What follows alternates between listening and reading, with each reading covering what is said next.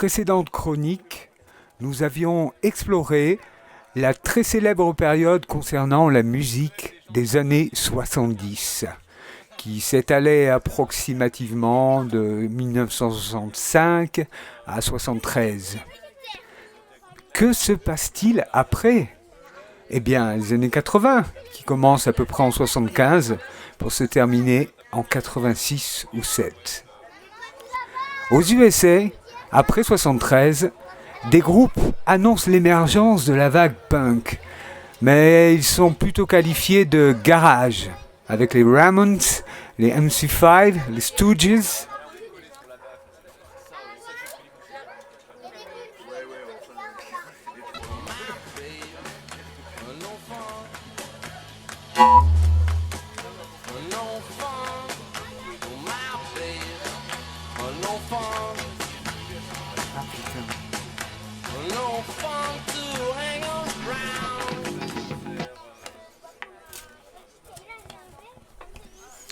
Dans lequel on retrouvera le futur Iggy Pop, bien sûr. Et dans un style rockabilly garage décadent, il y a les Fabulous Cramps. Après les avoir écoutés, et si vous ne savez pas bien jouer et vous voulez faire du bruit, décomplexez-vous.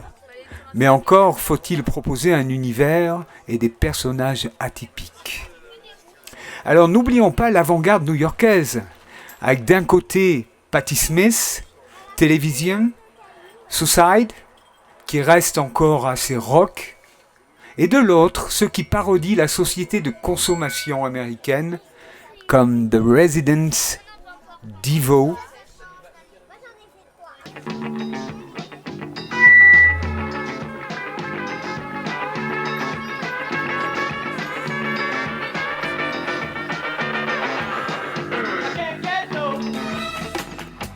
Ah putain.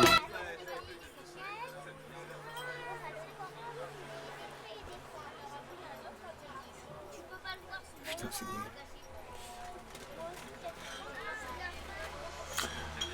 Parlons aussi de Roxy Music, Talking Heads, les B-52s.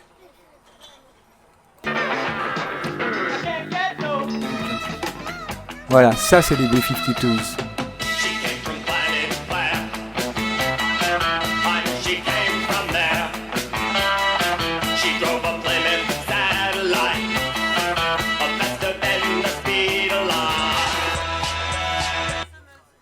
Alors, tous ces groupes explorent une autre façon d'aborder ce qu'on appelle le rock.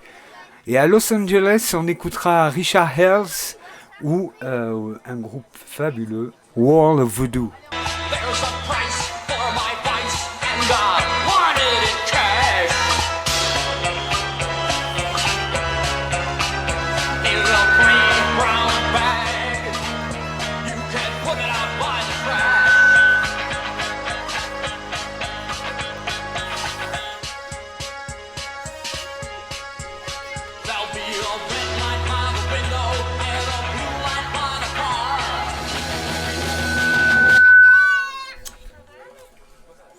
Alors Exit, les cheveux longs, les flowers, les couleurs, les imprimés flashy et autres accessoires 70s, on oublie tout ça.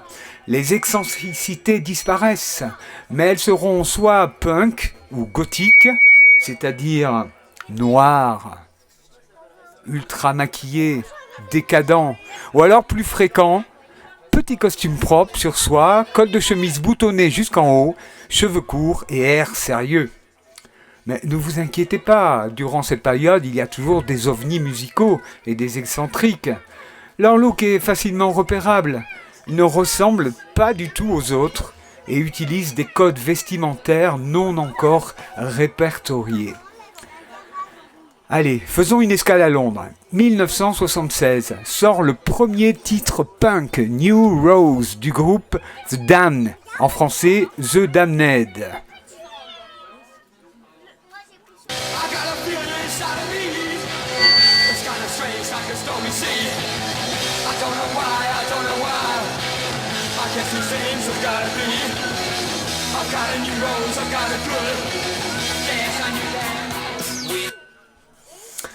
Mais ces damnés ont vite été éclipsés par un petit malin du nom de Malcolm McLaren qui propulse les Sex Pistols sur le devant de la scène, reléguant au second plan, un court moment certes, des groupes comme The Buzzcocks, The Clash ou The Stranglers.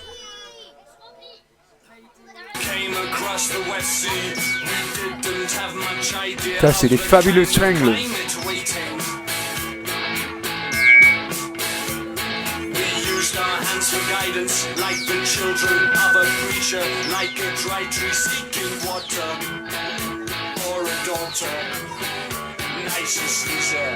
Nice and sleazy. Ce mouvement punk, il faut dire, s'essouffle assez vite. Il y a surtout tellement de nouvelles voies musicales à explorer. Il y a les nouveaux romantiques, la new wave et la cold wave arrivent. En Angleterre, on dira quand même post-punk plutôt que cold wave, qui est un terme français en fait. À noter que ce mouvement n'est pas apparu après le punk, mais en même temps. Alors, on est en 77, et David Bowie surprend son public avec la fameuse trilogie des 3 albums fabuleux. Vous les connaissez? Low, Heroes, Lodger, enregistré à Berlin, ville où gravite l'avant-garde allemande, Kraftwerk, Neu, Klaus Nomi et Cannes. Sans oublier Brian Eno, qui produira les Tolkienese et les B-52s et posera sa signature sur cette fameuse trilogie.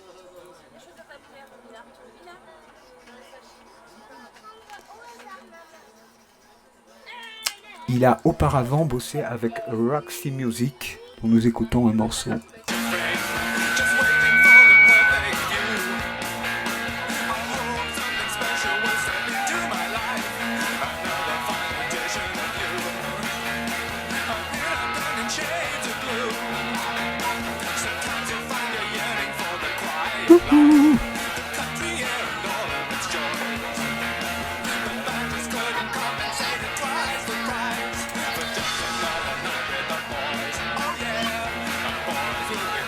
« 1975, hein, ce morceau.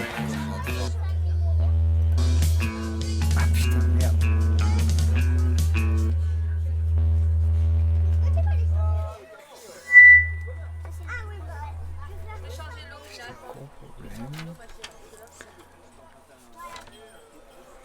En France, le groupe Marquis de Sade sort entre autres le titre Conrad Fight. Et son fervent admirateur de Bowie, de Roxy, de toute cette veine.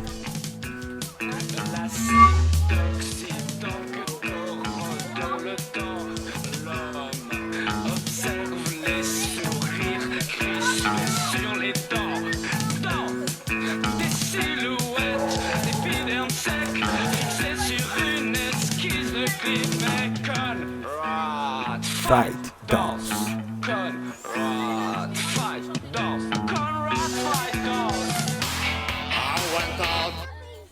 Bon, on va aller plus loin encore, jusqu'en Australie, où officie Birthday Party avec Nick Cave, ou alors carrément en Israël avec le groupe Minimal Compact, qui déménage très vite d'ailleurs à Amsterdam.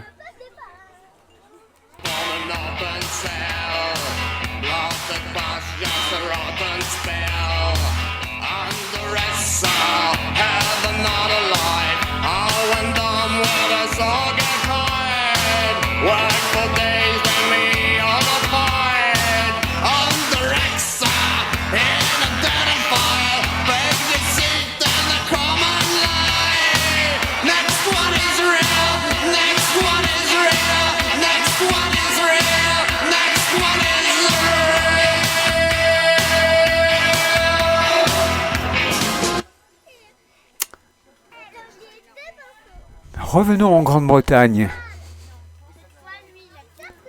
dans cet univers so cold. Citons d'abord Joy Division, qui deviendra après la mort de son chanteur New Order. Et lors de ses débuts, ils savaient carrément pas jouer le groupe, ils sonnaient faux, mais tout de suite, ils ont supposé un univers, une identité qui n'avait jamais été tentée et qui surtout a inspiré un maximum de groupes. Alors dans la même veine, je vais plutôt vous faire écouter un groupe un peu moins connu, mais encore bien plus créatif, qui s'appelle Magazine.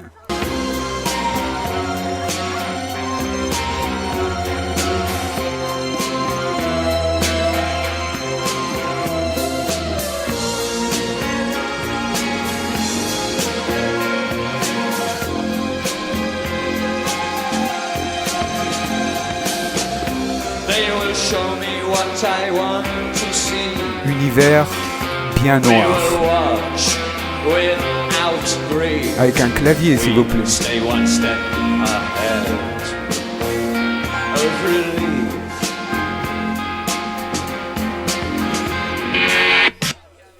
Bon, et la New Wave alors? Souvent le synthé trône en avant et le batteur est souvent remplacé par une boîte à rythme. Existe aussi le bassiste, sans doute pour accentuer le côté froideur. Alors là, je vous dis tout de suite, on trouve le pire et le meilleur, mais surtout une très grande diversité de styles, comme Cocteau Twin, Visage, Orchestral Manner in the Dark, Human League, Echoes and Bunnymen, Gary Newman, et un truc que vous devez sûrement connaître, Yazoo. Ah, erreur, c'est pas Yazoo ça. C'est le fameux groupe Bauhaus. Alors eux, ils ont incarné vraiment la scène gothique, tout ce qu'on pouvait pas faire.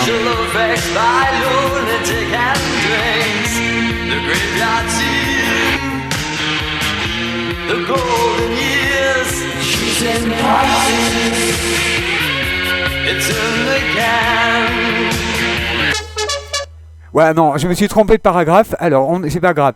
Parce qu'en 72 ou en 73, il n'y avait pas de traces de gothique ou de dark, je sais pas quoi.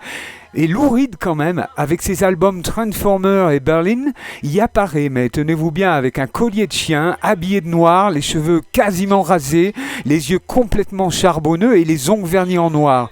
Alors je peux vous dire qu'en 72, mais personne ne faisait ça. Alors quelques années après, justement, ce sera le look gothique incarné par Susie and the Banshees, Sister of Mercy, The Virgin Prunes, Jade Villot, Magazine et Bauhaus qu'on vient d'écouter. Alors Bauhaus, c'est en hommage à l'école du Bauhaus, qui est une école de design et d'architecture allemande dans les années 20, la période où l'Allemagne respirait à nouveau de créativité. Alors, on ne va pas oublier, il y a aussi les Cure qui ont fait une brève incursion dans ce style dark avec l'album Pornographie. Alors Yazoo, on va écouter Yazoo, méga tube.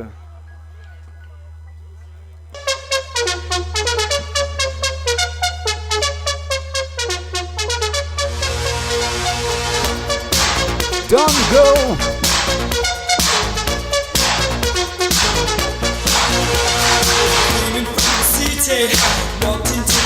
À noter, elle a une voix carrément bluesy pour un support très son new wave, comme on dit.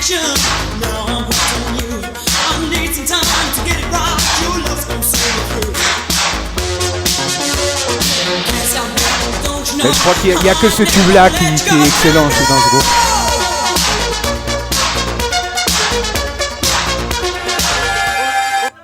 Bon, beaucoup ont été oubliés, faute de place, il y a tellement d'autres styles. Bon, citons quand même dans un registre funk des icônes. Grace Jones et Kid Creole and the Coconuts. Bon, et pour ceux qui aimeraient s'enliser dans la pop néo-romantique à tendance mielleuse, alors là, vous avez le choix entre Duran Duran, Spandau Ballet, Adam and the Ant, ou alors pire encore, Boy George et George Michael. En France, le groupe Indochine avait même été parodié avec le titre Isabelle et les yeux bleus. Isabelle a les yeux bleus, bleus les yeux Isabella. Bon, mais cette anecdote apparemment anodine a quand même mis fin pendant un bon moment à leur carrière. Leur maison de disques, après cet événement, ne les juge plus crédibles. Le groupe n'arrivant pas à se détacher de cette image, faut le dire, un peu grotesque. On va quand même revenir sur une bonne note avec dans la catégorie rock Joe Jackson, Elvis Costello, Ian Dury, Sex and Drugs and Rock and Roll. Mais franchement, le groupe New Wave le plus connu, le plus couronné de succès, c'est un des seuls qui a traversé toutes ces périodes jusqu'à aujourd'hui. Et sans conteste quoi? Je vous laisse deviner. Bah oui, Dépêche Mode.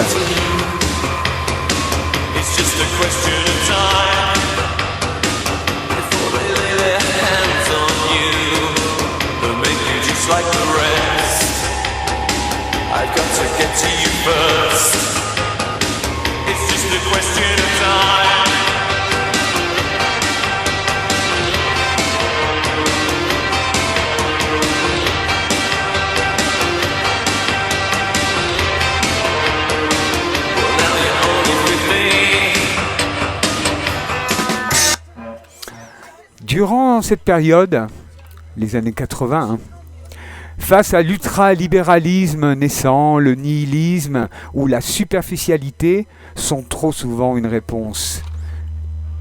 Ces années 80 ont certes perdu l'idéalisme des 70s, mais elles ont produit quand même pas mal de perles. Alors on va se quitter avec un dernier B52.